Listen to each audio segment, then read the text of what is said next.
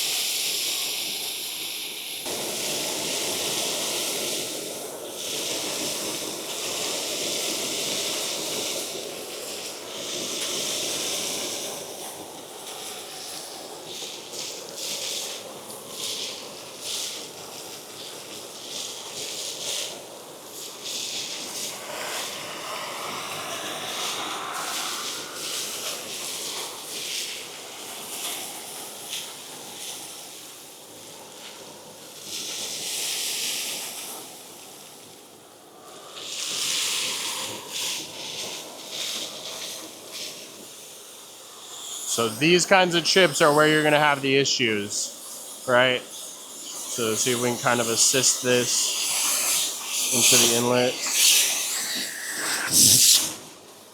And there it goes.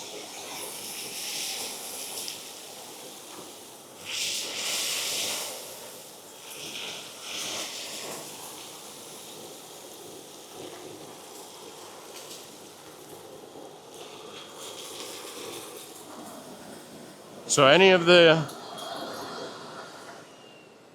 those smaller shavings, it's really having no issue picking them up. It's these kind of longer strands here. That's where we seem to have some of the issues. But the EcoBull definitely did better than the M100 Tan did. The side channel blower produces quite a bit more negative pressure, kind of helping pull that stuff through. So that's what I attribute to this doing a little bit better than the M100 Tan. But now let's try it with those chips. Very confident that this unit should have no issue, but let's see.